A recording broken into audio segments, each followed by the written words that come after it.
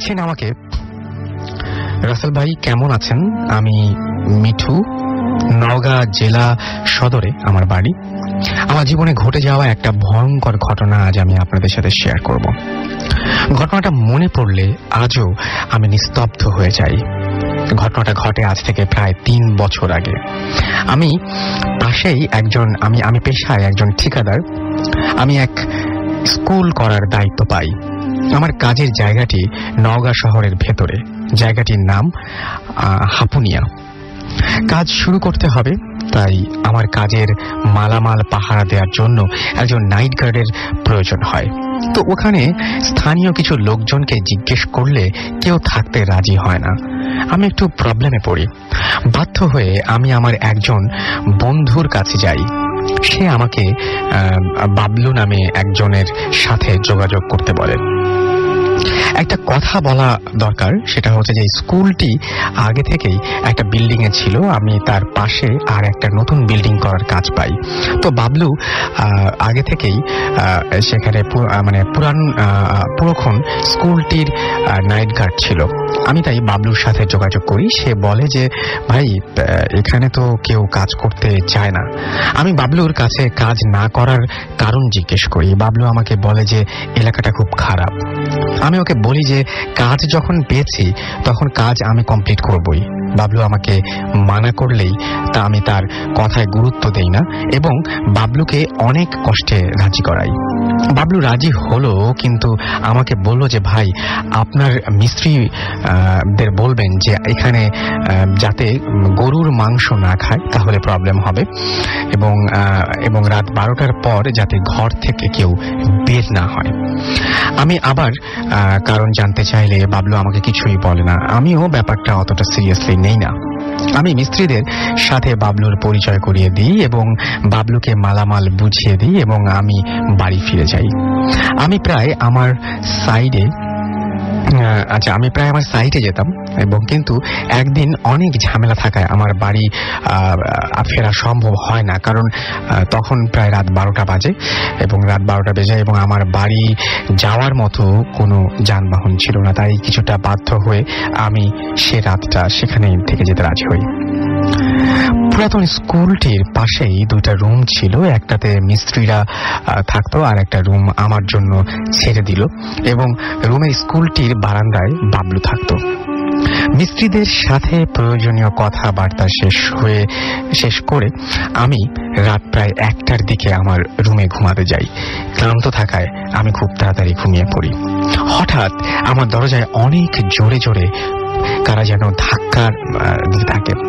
আমি উঠে দরজা খুলতে দেখি সাদা পাঞ্জাবি পরা একজন মুরব্বী লোক দাঁড়িয়ে আছেন।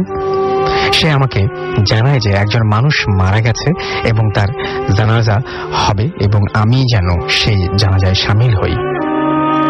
আমি ঘুমানোর ঘরে থাকায় ব্যাপারটা সিরিয়াসলি না নিয়ে লোকটির সাথে হাঁটতে থাকি। আমি মনে করি যে বাবলু এবং মিস্ত্রিরা ওখানে যাবে। কিছু দূর হাঁটতেই দেখি যে একটা পুকুরের পাশে একটা লাশ রাখা আছে এবং লাশটার সামনে একজন ইমাম সাহেব দাঁড়িয়ে আছেন। প্রায় 50-60 জন মানুষ জানাজা করার জন্য দাঁড়িয়ে আছে। আমিও তাদের সাথে যাই এবং দাঁড়াই। কিন্তু কিছুক্ষণ পর আমার ঘুমের ঘোর কেটে গেলে আমি বুঝতে পারি যে কোনো সাধারণ জানাজা এটি নয়, এবং জানাজা সাধারণত হয় 5-6 মিনিটের, কিন্তু এটা প্রায় 20 মিনিট হতে চলেছে। শেষ হওয়ার কোনো লক্ষণই আমি পাচ্ছিলাম না। আমি তখন মনে মনে আমার মিস্ত্রিদের খুঁজতে থাকি, কিন্তু তাদের কাউকে আমি পাই না। হঠাৎ আমার চোখ পড়ে জানাজায় দাঁড়ানো মানুষদের পায়ের দিকে। আমি যা দেখতে পাই, আমি যা দেখেছিলাম তা আমি আজও বিশ্বাস করতে পারি না। আমি দেখলাম যে তাদের কারোর পা মাটিতে ছিল না। তাদের চোখ দিয়ে যেন আগুনের ফুলকি বের হওয়ার হচ্ছিল। আমি যে দৌড় দিব তাও আমি পারছিলাম না। আমার পা যেন মাটির সাথে আটকে গেছিল। আমি আর সহ্য করতে পারি না। আমি অজ্ঞান হয়ে পড়ে যাই এবং তারপর আমার আর কিছু মনে নেই। আমার যখন জ্ঞান ফেরে তখন আমি দেখি যে আমার পাশে বাবলু ও মিস্ত্রিরা দাঁড়িয়ে আছে। তারা আমাকে বলে যে আমি নাকি কাল রাতে কোথা থেকে দৌড়িয়ে এসে দরজার সামনে পড়ে যাই। তারা আমাকে ধরাধরি করে আমার রুমে নিয়ে যায়।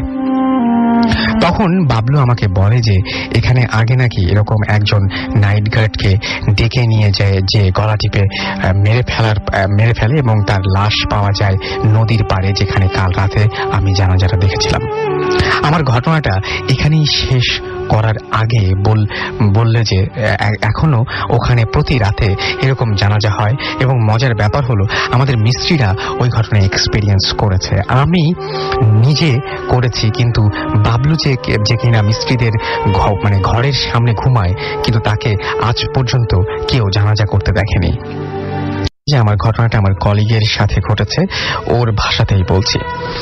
বরিশালের একটি গভর্নমেন্ট কলেজে আমি অনার্সের স্টুডেন্ট, থাকতাম মেসটা দোতলা, এবং দোতলার একটা রুমে আমরা 4 জন থাকতাম। দোতলাতে 3টা রুম এবং লম্বা একটা করিডোর, এবং করিডোরের শেষ মাথায় 2টা টয়লেট প্লাস টয়লেট অর্থাৎ বাথরুম। এবং প্রতিদিন আমরা সন্ধ্যায় টিভি রুমে আড্ডা দিতাম এবং ডিনার করে রাত 12টার পর বসতাম।